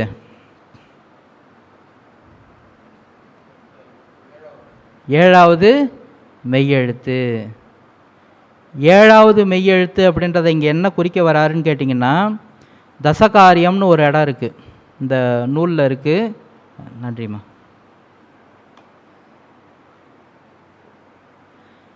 அதில் எல்லாவற்றையும் சிவமாக தரிசித்தல்னு ஒரு வார்த்தை வருது. எல்லாவற்றையும் சிவமாக தரிசித்தல். தசம்னா 10, 10 காரியத்தில் 7வது காரியம். காரியம்னா என்ன? செயல்பாடு. நீ இந்த காரியத்தை பண்ணு அப்படின்னு சொல்கிறோம் இல்லையா? அப்போ நம்ம வாழ்க்கையில் செய்ய வேண்டியது 10 காரியம். அந்த 10 காரியத்தில் 7வது காரியத்தை குறித்து சொன்னது தான் இத்து. இத்துன்றது என்ன சொல்ல வருதுங்க? சிவமாக தரிசித்தல். சிவமாக தரிசித்தல். எதன்னு ஒரு கேள்வி வருதா? எதங்க என்ன மொட்டையாக சொல்கிறீங்க? சிவமாக தரிசித்தல் சொல்கிறீங்க, இது ஒன்றும் புரியலைங்களே அப்படின்னு வரும்போது அதுக்கு தான் ஆ சொல்லுது பதில். ஆ என்ன சொல்லுது? இந்த அகண்டாகாரம் இருக்குது பாருங்க, அகண்டாகாரம். இந்த அகண்டாகாரம் முழுவதும் இறைவன் நீக்கமர நிரம்பி இருக்கிறார். அவர் எப்படி நம்ம அம்மாங்கெல்லாம் கம்மல் போட்டிருக்காங்க, மூக்குத்தி போட்டிருக்காங்க, அந்த நெக்லஸ் நகை செயின் ஒன்று போட்டிருக்காங்க. இது எல்லாத்தையும் அப்படி எடுத்து முன்னாடி வச்சா இதை செயின்னு சொல்கிறோம், இதை வளையல் சொல்கிறோம், இதை மூக்குத்தி சொல்கிறோம், இது கம்மல் சொல்கிறோமா? வடிவத்தினாலையும் பெயராலையும் வேறுபட்டிருக்கா? ஆனால் இது எல்லாமே எதனால் உருவாச்சுங்க? தங்கம். நீங்கள் தங்கம்னு பார்த்தீங்கன்னா அந்த வடிவமும் பெயரும் என்ன ஆகிடுங்க? நீங்கிடும். இதை திருமூல சித்தர் சொல்கிறார். மரத்தை மறைத்தது மாமத யானை, மரத்தின் மறைந்தது மாமத யானை, பரத்தை மறைத்தது பார்முதல் பூதம், பரத்தின் மறைந்தது பார்முதல் பூதம். ஒரு மரத்தில் ஒரு பெரிய யானை பொம்மை செஞ்சு வச்சுருக்காங்க. தூரந்து பார்க்கும்போது பார்த்திங்கன்னா அப்படியே நெஜ யானை மாதிரியே நிற்கிது. பார்த்தா எல்லாருக்குமே பயமே வந்துடும், ஒத்த யானை நிற்கிதுன்ட்டு. ஆனால் அதை உருவாக்குனவர் என்ன பண்ணுறாரு? அதை பார்த்து நம்ம பயப்படுறோன்னு சொல்லிட்டு, இல்லைங்க பயப்படாதீங்க, இது பொம்மை யானைங்கன்றார். தூரமாக இருந்து அதை சொல்லாத போது நம்ம கண் கொண்டு பார்க்கும்போது நமக்குள்ளார ஒரு அச்சம் உண்டாச்சு. ஐயோ அது என்னாவது பண்ணிடுமோன்ற பயம் உண்டாச்சு. எப்போ அங்கே அதை உருவாக்குனவர் என்ன பண்ணுறாரு? தொட்டு பார்த்து, பாருங்கள் நான் தொடறேன் பாருங்கள், இது வெறும் மரங்கன்றார். இது வெறும் மரம் சொல்கிறார். எப்போ மரம்னு தெரிஞ்சுதோ அடுத்த செகண்ட் நமக்குள்ளார பயம் போயிடுச்சா? அந்த மாதிரி இந்த அண்ட சராசரம் முழுவதும் வேறு வேறு பொருட்கள் இருக்கிறதாக நம்ம நினச்சிட்ருக்கோம். ஏதேதோ இருக்கிறதா, நம்ம பிரம்மாண்டமாக இருக்கிறதா நம்ம பயந்துக்கிட்டு இருக்கிறோம். பயப்படாதீங்க, இது எல்லாமே சிவம் தான். எல்லாமே இதுதான் தான்ற எழுத்து சொல்ல வருதாமா. தான்ற எழுத்து இத்து ப்ளஸ் ஆ என்ன சொல்ல வருது? இத்துன்றது சிவமாக தரிசித்தல். எதை சிவமாக தரிசிக்கணும்? ஆன்ற இந்த அகண்டாகாரம் முழுவதும் சிவபரம்பொருள். அதுவும் எப்படி இருக்காமா? அருட்பெருஞ்சோதி பரிபூரண ஆனந்த ஸ்வரூபமாக இருக்குதாமா. பரிபூரண ஆனந்த ஸ்வரூபமாக. அதனால தான் தாயுமான சுவாமிகள் இதை தான் பாடினாங்க. அங்கிங்கெனாதபடி எங்கும் பிரகாசமாய் ஆனந்த பூர்த்தியாகின்னு பாடினாங்க. அப்போ தமிழில் முதல் எழுத்து, அந்த சொல்லில் முதல் எழுத்து எதை குறிக்க வருதுங்க? இந்த அகண்டாகாரம் முழுவதும் இறைவன் நீக்கமர ஆனந்த ஸ்வரூபமாக நீக்கமர நிறைந்திருக்கிறார். அப்படி பாரு. யார் பார்க்கணும்? நாம் தானே பார்க்கணும். நாம் தானே பார்க்கணும். அதான் 2வது எழுத்து. அதான் மீ. மீ மீன்றதில் என்ன எழுத்து இருக்கு? என்னென்ன எழுத்துக்கள் கலந்துருக்குங்க? இம்மு கூட்டல் ஈ. அந்த இம்மு கூட்டல் ஈல இம்முன்றது என்ன எழுத்து அப்படின்றது உங்கள் எல்லாருக்குமே தெரியும். அகாரம், உகாரம், மகாரம். படைத்தல், காத்தல், அழித்தல்னு சொல்லுவோம் இல்லையா? அந்த மகாரம்ன்றது என்னன்னு கேட்டிங்கன்னா, மகாரத்துக்கு ஒரு அற்புதமான ஒரு தன்மை இருக்காமா. பக்குவம் இல்லாத ஆன்மாக்களுக்கு அது இருளாக தெரியுமா. பக்குவம் இல்லாத ஆன்மாக்களுக்கு இருள் வண்ணமாக தெரியுமா. பக்குவமான ஆன்மாக்களுக்கு அதுவே ஒளியாக தெரியுமாமா. ஏன் நம்ம எல்லாரையும் இங்கே பக்குவமாக நடந்துக்கணும் மக்களே, மனுஷ தேகம் கொண்டவங்களை எல்லாரும் பக்குவமாக நடந்துக்குவாங்கன்னு ஏன் பெரியவங்களாம் சொல்கிறாங்கன்னா, அப்போ தான்ப்பா இருள் ஒளியாக மாறுன்றாங்க. இருள் இங்கே ஒளின்னு இருள்னு ஒன்று கிடையாது, ஒளின்னு ஒன்று கிடையாது. ஒளி இல்லாத தன்மையை தான் நம்ம இருள்னு சொல்கிறோம். எப்போ மனசில் கவலைன்னு ஒன்று வரும், நம்பிக்கையின் குறைபாடு, நம்பிக்கையின் குறைபாடு, கடவுள் மேலே அன்பின் குறைபாடு. யார் ஒருத்தவங்க கடவுள் மேலே பரிபூர்ணமான அன்பு வச்சுருக்காங்களோ அவங்க வாழ்க்கையில் பயமோ கவலையோ வரவே வராது. பயம் கவலை வருதுன்னா அன்பின் குறைபாடு, நம்பிக்கையின் குறைபாடுன்னு அர்த்தம். அந்த மாதிரி ஒளி இல்லாத தன்மை தான் இருள்னு சொல்கிறோம். எப்போ இங்கே ஒளி இருக்குன்னு சொல்ல முடியும்? ஒரு அறிவியல் விஞ்ஞானி என்ன சொல்லுவான், இதை வெளியாக பார்க்க மாட்டான், இது முழுக்க முழுக்க ஒளித்துகள்களால் ஆனது, ஃபோட்டான்ஸுன்றாங்க. இங்கே முழுக்க ஒளித்துகள்களால் ஆனது, குவாண்டம் தியரி அப்படின்னு சொல்லி நம்ம எல்லாம் படிக்கிறாங்க அறிவியலில். அது என்னது? இங்கே முழுக்க முழுக்க ஒளித்துகள்களால் ஆகிருக்கு. ஏன் அந்த ஒளியை நம்மளால் பார்க்க முடியல அப்படின்னு கேட்டிங்கன்னா, ஒன்றும் இல்லை. ரோட்டில் போகிறீங்க, நம்ம பசங்க அப்படி பைக் எடுத்தானுங்கன்னு வச்சுக்கோங்களேன், ஒரே ஒரு சவுண்டு தான் கேட்கும் காதில். இது ரீங்காரம் பண்ண மாதிரி என்ன பண்ணுங்க, ஒரே ஒரு சவுண்டு தான் கேட்கும். நின்றுட்டுருப்போம், நம்மளை கிராஸ் பண்ணி என்ன பண்ணுவான், அங்கேருந்து அங்கே போயிடுவான். அந்த ஒரு 120 கிலோமீட்டர் வேகத்தில் போகிறாருன்னு வச்சுக்கோங்க. இந்த வேகத்தில் போகிறவனையே நம்மளால் பார்க்க முடியுமா தெளிவாக?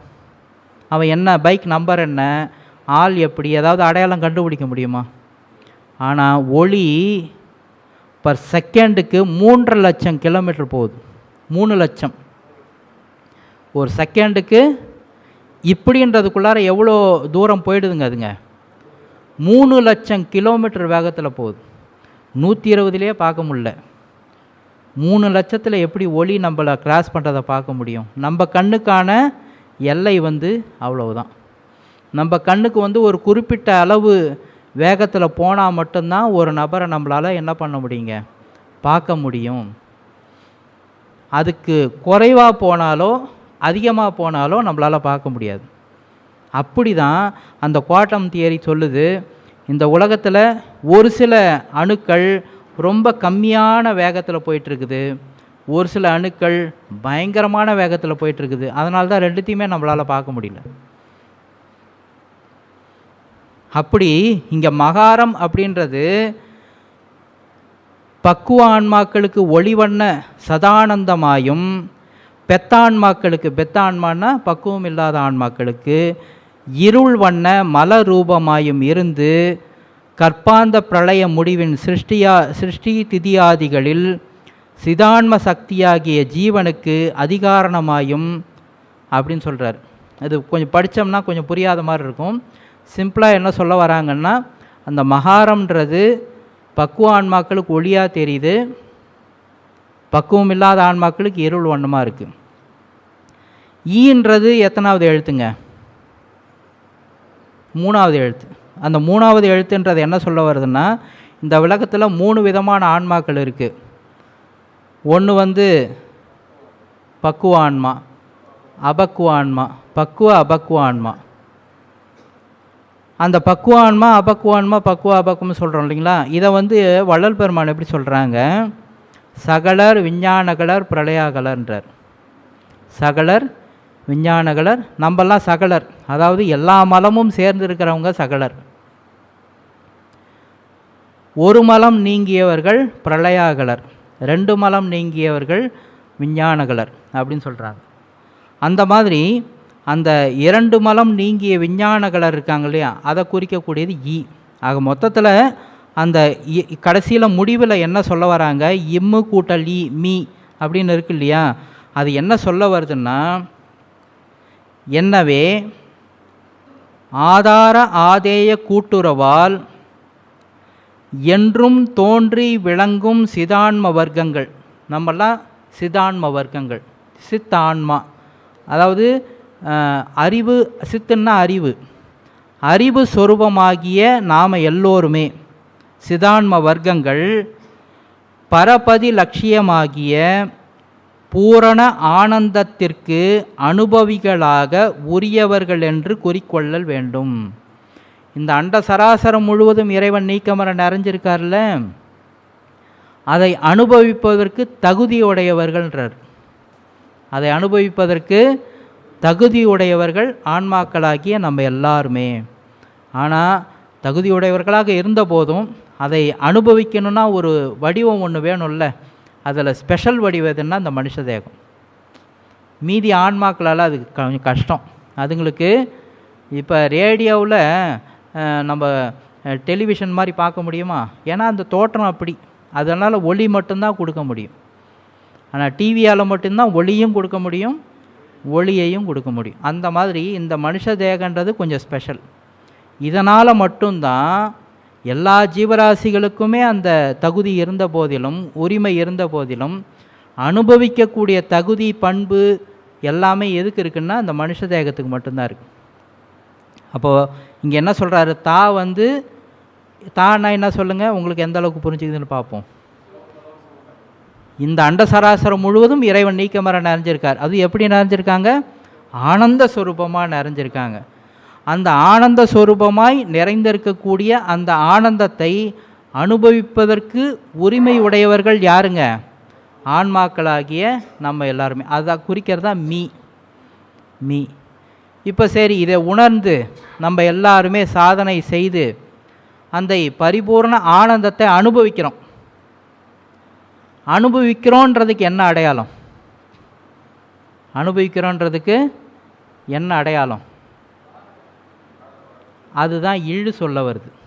அதுதான் அப்போ ஒரு ஆன்மா அண்ட சராசரம் முழுவதும் இறைவன் நீக்கமர நிறைந்திருப்பதை உணர்ந்து, ஆனந்த ஸ்வரூபமாய் இருப்பதை உணர்ந்து, அதையே நினைந்து உணர்ந்து நெகிழ்ந்து அதனோட இரண்டரை கலந்து அந்த பரிபூர்ண ஆனந்தத்தை அனுபவிக்கும் போது என்ன நடக்குமா? முடிநிலை இன்பானுபவ சுத்த மோனாதீதத்தை, சுத்த மோன அதீதம், அந்த சமயத்தில் அது என்ன நிலைமைக்கு போயிடும்? அப்படியே மௌனத்தில் இருக்கும். எதுவுமே பேசாது, அதுக்கு எதுவுமே தெரியாது. ஆன்மாவோட எக்ஸ்பீரியன்ஸ் என்னங்க? அங்கே எந்த விதமான செயல்பாடுமே இல்லாமல் போயிடும்.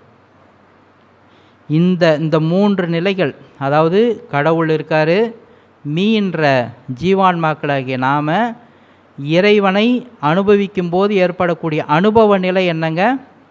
சுத்த மௌன அதீதம். அதான் தட்சிணாமூர்த்தி. கோயிலெலாம் போனால் தெற்கு பக்கம் என்ன பண்ணுறாங்க? தட்சிணாமூர்த்தி. நம்ம ஞான சபை எந்த திசையை நோக்கி இருக்கு? தெற்கு. நாமெல்லாம் எந்த திசையை நோக்கி வணங்குறோம்? வடக்கு நோக்கி. அவ்வளோதான். வருவார் அழைத்து வாடி வடலூர் வடதிசைக்கு.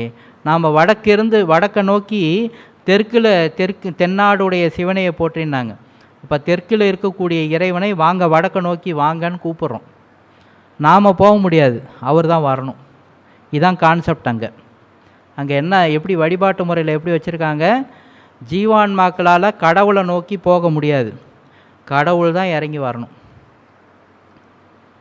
ஏன்னா இங்கே ஞானசபை இங்கே மேட்டுக்குப்பத்தில் என்ன நடந்துச்சுங்க? வள்ளல் பெருமான் இருக்கும் இடத்தை தேடி அருட்பெருஞ்சோதி ஆண்டவர் வந்து அவரோட பேருடம்பில் கலந்து தன்மயமாக மாற்றிக்கொண்டார். மாணிக்கவாசக சாமிகள் என்ன சொல்கிறாங்க? நிலந்தன்மேல் வந்து அருளி நீள் கழல்கள் காட்டி அப்படின்றார். நிலந்தன்மேல் வந்துன்றார். இதை சித்தாந்தம் சொல்லுது, திருமூல சித்த சொல்கிறார். பதியினை போல் பசு பாசம் அனாதி. பதியினை போல், பதியின இறைவன், இறைவனை போல பசுவாகிய ஜீவான்மாவும் பாசம் என்று சொல்லக்கூடிய ஆணவ மலமும் அனாதி. அது யாரும் படைக்கலை, ஏற்கனவே இருக்குது. அதான் முப்பொருள் உண்மைன்னு சொல்லுவாங்க. இது பேசினா நிறைய இருக்குன்னு வச்சுக்கோங்களேன். அதில் பதியினை சென்று அணுகா பசு பாசம், இறைவனை பசுவாகிய ஜீவான்மாக்களாலேயோ பாசமாகிய ஆணவ மலத்தினாலேயோ சென்று அடையவே முடியாது. பதியினை சென்று அணுகா பசு பாசம். பதி அணுகில் பதி அணுகில் பசுபாசம் நில்லாவேன்ட்டார். ஒருவேளை இறைவன் இறங்கி வந்துட்டாருன்னா பசுத்தன்மை கெட்டு போயிடும். பசுன்னா என்னென்னா ஆணவம், கண்மம், மாயை மூன்றும் சேர்ந்து அறிவிழந்த ஆன்மான்றார். ஆணவம், கண்மம், மாயை சேர்ந்து அறிவிழந்த ஆன்மாக்களாகிய நாம தான் பசு. நாம தான் பசு. அப்போது இறைவன் நமக்குள்ளார வந்துட்டாரு, இறங்கிட்டாரு அப்படின்னா நம்முடைய ஆணவம், கண்மம், மாயையெல்லாம் நீங்கிடும். அப்போ அதுவும் நாமும் ஒன்றாயிடுவோம். அதுவும் நாமும் ஒன்றாயிடுவோம். ஒன்றானால் என்ன நடக்கும் அப்படின்னு ஒரு கேள்வி வரும் இல்லைங்களா? கோயிலில் போய் தெற்கு பக்கம் பாருங்கள். தட்சிணாமூர்த்தி என்ன பண்ணுறாரு? மௌனமாக உட்காந்து. அதுதான் உங்களோட அனுபவம். அந்த இறை ஒரு ஜீவான்மா பரமான்மாவோடு இணைந்த பிறகு ஏற்படக்கூடிய அனுபவத்தை சொல்லக்கூடியது இழ். இதான் தாமி இழ். தாமி இழ் எப்படி சொல்கிறார் பாருங்க. கடைசியாக சொல்கிறார் ஒரு உரை. மருள் இயற்கை மல இருளை, மருள் இயற்கை மல இருளை பரிபாக சக்தியால். அந்த மலை இருளை எந்த சக்தியால் போக்க முடியுமாங்க? பரிபாக சக்தின்னா என்னதுங்க? பக்குவமாக நடந்து கொள்ளுதல், ஒழுக்கமாக நடந்து கொள்ளுதல். அந்த ஒழுக்கமாக நடந்து கொள்வதால் மட்டுமே நம்முடைய அனாதி மலை இருளை நீக்கி கொள்ள முடியும். அந்த இம்மு இருள் வண்ணமாக இருக்கக்கூடிய ஒளி வண்ணமாக நமக்கு தெரிய வரும். பரிபாக சக்தியால் அருள் ஒளியாக்கி. அங்கே மருள் இயற்கைன்னு ஒன்று சொல்கிறார் பாருங்க. அந்த மருள் இயற்கைன்றது என்னதுங்க? இம்மு மகாரம். மகாரத்தை நீங்கள் பக்குவமாக ஒழுக்கமாக நடந்து கொள்வதன் மூலமாக அருள் ஒளியாக்கி. இப்போ இருட்டில் போயிட்டுருக்கீங்க, அங்கே எதிர்க்க என்ன இருக்குன்றதை நீங்கள் எப்படி பார்க்க முடியும்?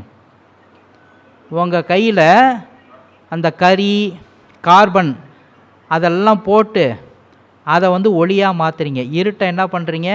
உங்களோட அறிவை பயன்படுத்தி ஒரு பேட்டரியாக தயாரித்து அதை ஒரு டார்ச்சுக்குள்ளார போட்டு ஒளியாக மாற்றிட்டீங்க.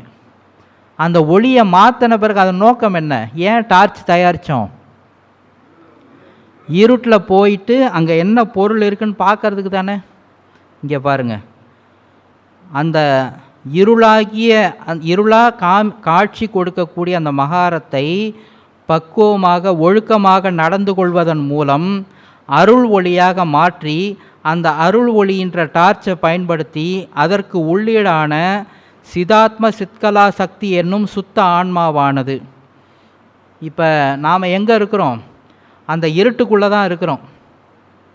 அந்த இருட்டுக்குள்ளே இருக்கிற நாம் பக்குவமாக நடந்துக்கிறது மூலமாக அந்த இருள் என்னவா மாறிடுங்க? ஒளியாக மாறிடும். இந்த ஆன்மா இந்த ஒளியை பயன்படுத்தி தகர ககன நடன அருட்பெருஞ்சோதி என்னும் சுத்த சிவானந்த பூரணத்தை சுத்த மோனாதீதவியலால் அனுபவிக்கும் இயற்கை உண்மையே தமிழ் என்னும் சொற்பொருள் சுட்டினவாறு காண்க. இறைவன் எந்த வகையில் ஆடுறாரு? தகராகாச நடனம்ன்றாங்க. தகரம் அப்படின்னால என்னன்னா சிறுமைன்னு அர்த்தம். தகரம்னா என்னதுங்க? சிறுமை. அதாவது இப்போ பொற்சபைன்னு சொல்கிறோம் இல்லையா? பொற்சபைன்னா இந்த அண்ட சராசரம் முழுவதும் பொற்சபை.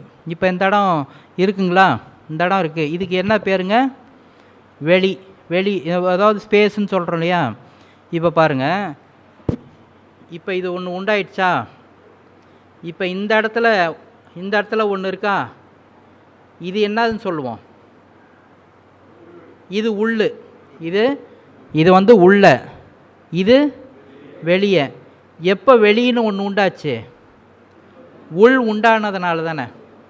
உள்ளுன்னு ஒன்று உண்டானதுனால தான் வெளியின்னு உண்டாச்சு. இந்த உள்ளுன்றது எவ்வளோ பெருசு இருக்குங்க? சின்னதாக இருக்குது. வெளின்றது ரொம்ப பெருசாக இருக்குது. இந்த உள் சின்னதாக இருக்குல்ல. இப்போ இந்த இடத்துல என்ன இருக்குங்க? இந்த இடத்துல என்ன இருக்குது? வெட்டவெளி தான். இந்த வெட்டவெளி எது ஏற்கனவே இருந்துச்சு பாருங்கள், அதுதான் இங்கே இருக்குது. ஆனால் எப்படி இருக்குது? சின்னதாக இருக்குது. என்னதாக இருக்குது? அந்த சின்னதாக இருக்குன்ற பேர் தான் தகராகாசம். சின்னதாக இருக்குன்றது பேர் தான். அந்த சின்னதாக இருக்கிறது எங்கே இருக்குங்க? நம்ம தலைக்கு உள்ளே இருக்குது. நம்ம தலைக்கு மூளைக்கு உள்ள இருக்குது. அந்த இடத்துக்கு பேர் தான் தகரம்னு பேர். அதனால தான் ஐயா வந்து தகர கூண்டில் விளக்கு வைங்கன்னார். ஆக்சுவலாக அந்த தகர கூண்டுன்றது எதை வந்து மென்ஷன் பண்ண வருதுங்க? தகராகாசம், நம்ம தலைக்கு உள்ள மூளைக்கு மத்தியில் இருக்கக்கூடிய சின்ன வெளி. அந்த சின்ன வெளியில் திருநடனம் புரிந்து கொண்டிருக்கின்றார் இறைவன். தகர ககனம், ககனம்னா என்னதுங்க? பொண்ணு வெளியில். இந்த உள்ளையும் வெளியிலையும் என்ன பண்ணிகிட்ருக்காராம்மா? நடனம் பண்ணிகிட்ருக்கக்கூடிய அருட்பெருஞ்சோதி என்னும் சுத்த சிவானந்த பூரணத்தை உள்ளேயும் வெளியிலையும் யார் டான்ஸ் ஆடிக்கிட்டு இருக்கா? எல்லாத்தையும் இயக்கம் பண்ணிக்கிட்டு இருக்கிறது யாருங்க? அந்த அருட்பெருஞ்சோதி இறைவன். அந்த பரிபூரணத்தை சுத்த மோனாதீதவியலால் ஏன் நம்ம தியானம் பண்ணணும்னு இப்போ புரிஞ்சுக்கோங்க. மௌனமாக இருந்தால் தான் அதை அனுபவிக்க முடியும். அதுதான் தட்சிணாமூர்த்தி சொல்கிறார், நீ படித்ததெல்லாம் விட்டுடு, எல்லா அந்த இதுன்னு நீ நிறைய குப்பையெல்லாம் சேர்த்து வச்சுருப்ப பாரு, கட்டுறதெல்லாம் பொய்யன்ட்டார் வள்ளல் பெருமான். கட்டுறதெல்லாம் நீ படித்ததை வச்சுக்கிட்டு இங்கே மூவ் பண்ணாத, நீ படித்ததை வச்சுக்கிட்டு இங்கே வந்து பார்க்காத, உன்னை குழப்பி விட்டுரும். நீ படித்ததெல்லாம் தூக்கி ஓரங்கட்டி வச்சிரு, உன் மனசை சுத்தமாக மாற்றிரு. மனசே எண்ணமே எண்ணாத, எந்த எண்ணங்களும் நினைக்காத, எதுவுமே நினைக்காம ஒவ்வொரு நாளும் மௌனமாக இந்த 2 புருவங்களுக்கு மத்தியில் கவனத்தை வச்சுக்கிட்டு அமைதியாக அப்படியே உட்காந்துரு. சும்மா மனசு அலைப்பாய்தான், அலைப்பாயறதை நிறுத்துறதுக்காக வேண்டி அருட்பெருஞ்சோதி அருட்பெருஞ்சோதி தனிப்பெருங்கருணை அருட்பெருஞ்சோதின்னு ஒரு 5 முறை இல்லைன்னா ஒரு 10 முறை சொல்லிவிட்டு திரும்பவும் மௌனமாயிடும். இந்த மாடு மேய்ச்சிக்கினே போகும்போது எப்படி போவோம், ஏய் ஏய் ஏய் அப்படின்னு வாங்க பாருங்கள். அதுக்காக அந்த மாதிரி இந்த மாடு அப்படியே மேய்ஞ்சி அப்படி வெளியில் போகும், அருட்பெருஞ்சோதி அருட்பெருஞ்சோதி தனிப்பெருங்கனின்னு அப்படி கொண்டு வந்து அப்படி நிறுத்திட்டு அப்படியே அமைதியாயிடணும். அது அப்படியே ஓடிக்கிட்டே இருக்கும். திரும்ப அப்படியே மாடு எங்கேயாவது மேய போகும், அருட்பெருஞ்சோதி அருட்பெருஞ்சோதி தனிப்பெருங்கன்னே அப்படி சொல்லி என்ன பண்ணணும்? மாடை மேய்க்கிறது தான் நம்ம வேலையே. நம்ம வேலை என்னதுங்க? நமக்குள்ளாரு இதை வந்து ஒரு பாட்டாகவே இருக்குங்க. பார்ப்பான் அகத்துள்ளே பார்ப்பசு 5 உண்டு, பார்ப்பான் அகத்துள்ளே பார்ப்பசு 5 உண்டு, மெய்ப்பாருமின்றி வெறித்து திரிவன. மேய்க்கிறதுக்கு ஆள் இல்லாமல் அது வெறிச்சின்னு தெரியுதாமா. அது இப்போ கண் ஒரு பக்கம் போகுது, காது ஒரு பக்கம் போகுது, மூக்கு ஒரு பக்கம் போகுது, வாய் ஒன்று பேசினுக்குது, உடம்பு ஒன்று பண்ணிகிட்ருக்கு. மெய்ப்பாரும் உண்டாய வெறியும் அடங்கினால் பார்ப்பசு 5 பாலாய் சொரியுமேன்றார். அதை நல்லா மேய்த்து அதை ஒழுங்குபடுத்தி வச்சுன்னா பஞ்சாமிர்தம் உள்ளே சுரக்குன்றார். பழனியில் வேண்டாம், அது பஞ்சாமிர்தம் கிடையாது. நம்ம வள்ளல் பெருமான் அதெல்லாம் எழுதி வச்சுருக்காங்க. உரைநடை பகுதியில் 5 அமுத ஸ்தானங்கள் எங்கெங்கே சுரக்கும்னு எழுதி வச்சுருக்கார். நம்ம உடம்புல எங்கே அந்த அமுதம் சுரக்கும், இதை ஒரு வாரம். ஆனால் அந்த அமுதத்தை சுரக்க வைக்கிறதுக்கு என்ன பண்ணணுங்க? கடையணும், சும்மா கிடையாது. பாம்பை வச்சு என்ன பண்ணணும்? மேருமலையை மத்தாக்கி கீழே ஆமையை வச்சுருப்பாங்க. இந்த இது தெரியும் தானுங்களே, அந்த மலை புராணம். தேவர்கள் என்ன பண்ணுறாங்க? வாசுகின்ற பாம்பை பிடிச்சி என்ன பண்ணாங்க? ஒரு பக்கம் அசுரர்கள், ஒரு பக்கம் தேவர்கள், எல்லோரும் என்ன பண்ணுறாங்க? மத்து கடைகிறாங்க. கீழே அதுக்கு ஆதாரமாக இருக்கிறது எதுங்க? ஆமை. மேலே மலை. பாம்பை வச்சு என்ன பண்ணுறாங்க? மத்து கிடைக்கிறாங்க. அப்போ முதல்ல என்ன வரும்? விஷம் வரும். அதுக்கப்புறம் தான் என்ன வரும்? அமுதம் வரும். இது வந்து யோக பாதையில் நம்ம போகும்போது என்னென்னலாம் நடக்கும். அப்போ ஆமை மாதிரி என்ன பண்ணும்? 5 புலன்களையும் அடக்கிக்கின்னு மலை போல சொல்லுவாங்க. மலையே அசைஞ்சாலும் மனம் அசையக்கூடாதுன்னுவாங்க. மலை கூட அசைஞ்சிடலாம். ரமண மகர்ஷியை பார்த்து, ரமண மகர்ஷியோட பாடலில் வரும், ஒரு அடியார் பாடுறாரு, மலையே பார்த்து ஆச்சரியப்பட்டு தான், என்னடா இந்த மனுஷன் அசையாமல் உட்காந்துக்கிறான் அப்படின்ட்டு. அவரோட மனசு அணுவளவு கூட அசைஞ்சதே கிடையாதாம்மா. சலனமே ஏற்படாமல் எப்பொழுதும் அப்படியே மோன நிலையிலே இருப்பாராம்மா. அந்த மலையை குறிக்குது. மலை எதை குறிக்குதுங்க? அசையாத எந்த காரியம் கொடுத்தும் சலனப்படாத மனதை ரெப்ரசன்ட் பண்ணுறதுக்காக அந்த மலை. உள்ள அடியில் இருக்கிற ஆமை தான் வந்து அடிப்படை. உங்கள் 5 புலன்களையும் அடக்கி வைத்தல்ன்றது யோகத்தினுடைய அடிப்படை. அதான் வள்ளல் பெருமான் முதல்ல இந்திரிய ஒழுக்கம்னு நம்ம கையில் கொடுக்குறார். இந்திரிய ஒழுக்கம் இல்லாமல் கரண ஒழுக்கமாகிய தியானம் வராது. இந்த இந்திரிய ஒழுக்கமும் கரண ஒழுக்கமும் இல்லாமல் ஜீவ ஒழுக்கம், அதாவது ஆண் மக்கள் பெண் மக்கள் முதலிய யாவரிடத்திலும் ஜாதி மதம் இனம் மொழி முதலான பேதங்கள் பார்க்காமல் எல்லோரையும் சமமாக கருதுதல், இந்த பண்பு நமக்கு வராது. இந்த மக்கள் மத்தியில் இருக்கிற பேதம் நீங்காமல் ஆன்ம ஒழுக்கம் நமக்கு வராது. எறும்பு முதல் யானை வரை தோன்றிய எல்லா ஆன்மாக்களும் திருச்சபையாகவும் அதன் உள்வொளியே பதியாகவும் கண்டு வழிபடுதல், அந்த தன்மை வராது. அப்போ இந்திரிய ஒழுக்கம்தான் ஆதாரம், அதான் ஆமை. அதுக்கப்புறம் மலை போல வைராக்கியம், ஆடக்கூடாது அசைக்கூடாது, என்ன வேணாலும் நடக்கட்டும், எத்தொழில் செய்தாலும் ஏதவத்தை பட்டாலும் முத்தர் மனம் இருக்கும் மோனத்தே. அப்பர் சுவாமிகள் பாடுவாங்க, நலம் தீங்கிலும் உன்னை மறந்தறியேன். நன்மை வந்தாலும் சரி தீமை வந்தாலும் சரி ஒன்றை நான் மறக்க மாட்டேன். நம்ம தீமை வந்தால் மட்டும்தான் ஐயோ அப்பான்னு ஓடுவோம். நன்மை வரும்போது அந்த மயக்கத்தில் போதையில் மகிழ்ச்சியில் மறந்துடுவோம் கடவுளை. ஆனால் எந்த சூழ்நிலையிலையும் எது வந்தாலும் பொண்ணும் ஓடும், இன்பமும் துன்பமும் நம்ம ஒன்றாவே பார்க்கணும். அந்த மாதிரி நிலை தான் மலை. அப்படி வச்சுக்கிட்டு என்ன பண்ணணும், கடையணும். கடைய என்ன இவ்வளோ தூரம் முயற்சி பண்ணுறோம்ல, என்ன வருமா முதல்ல, விஷம்தான் வரும். அந்த சமயம்தான் இறைவன் நமக்கு உதவிகரமாக இருக்கிறாங்க. இறைவனோட உதவியோட அந்த அமுதம் விஷத்தை அவர் எடுத்துக்க அமுதம் நமக்கு கிடைக்குன்றாங்க. இப்படியெல்லாம் இங்கே சொல்லப்பட்டிருக்கு. அதனால் நான் அதுக்கு மேலே இன்றைக்கி இந்த மாதம் முடிச்சிடலான்னு நினச்சேன், முடியல. மணி 7 ஆயிடுச்சு, மன்னிச்சுக்குங்க. இப்போது ஜோதி தரிசனம் காட்ட போகிறாங்க. ஆக மொத்தத்தில் இன்றைக்கி ஒரு பெரிய விஷயம் தெரிஞ்சுக்கிட்டோம். தமிழ், அது சொல்கிறேன், நம்ம சொல்கிறோம். அப்போ தமிழ் அப்படின்றதனுடைய நோக்கமே என்ன, அந்த சொல் என்ன நமக்கு சொல்ல வருதுன்னா, இங்கே வள்ளல் பெருமான் நமக்கு உரைச்சிருக்காங்க. ஆன்மாக்களாகிய நாம் எல்லோருமே ஏன் மனுஷ தேகம் எடுத்திருக்கோன்னா, இறை இன்பத்தை அனுபவிப்பதற்காக. அந்த இறை இன்பத்தை அனுபவிக்கும் அந்த முதல் சிருஷ்டியிலேயே இறை இன்பத்தை அனுபவிக்கும் அந்த முயற்சியை நாம் தவறி விட்டுட்டோம். அதனால தான் அடுத்தடுத்த பிறவிகளில் பலவேறு பிறவிகள் தோன்றிடுச்சு. இப்போ நாம் அனுபவிக்கக்கூடிய நோயாக இருக்கட்டும், இல்லை பலவேறு வகையான துன்பங்களாக இருக்கட்டும், பிரச்சனைகளாக இருக்கட்டும், எல்லாத்துக்கும் நாம் அந்த முயற்சியை தவற விட்டது தான் முதல் காரணம். ஆக இனியும் அதை விட்டுடக்கூடாதுன்றதை திரும்பவும் இங்கே முன்னிலைப்படுத்தி நம்ம இதோடு நிறைவு செய்கிறோம். இப்போ எல்லோரும் ஜோதி தரிசனம் பாருங்கள். இந்த விஷயங்கள்லாம் மனசில் ஞாபகம் வச்சுக்கிட்டு செய்யுங்க. ரொம்ப நன்றி. பொறுமை காத்து இவ்வளோ நேரம் உட்கார்ந்ததுக்கு ரொம்ப நன்றி. அருட்பெருஞ்சோதி அருட்பெருஞ்சோதி தனிப்பெருங்கருணை அருட்பெருஞ்சோதி. எல்லா உயிர்களும் இன்புற்று வாழ்க. கொல்லா விரதம் குவலயமெல்லாம் ஓங்குக. நல்லோர் நினைத்த நலம் பெறுக. நன்று நினைத்து எல்லோரும் வாழ்க இசைந்து. திருவருட்பிரகாச வள்ளல் பெருமானார் தெய்வத் திருவடிகளே சரணம் சரணம்.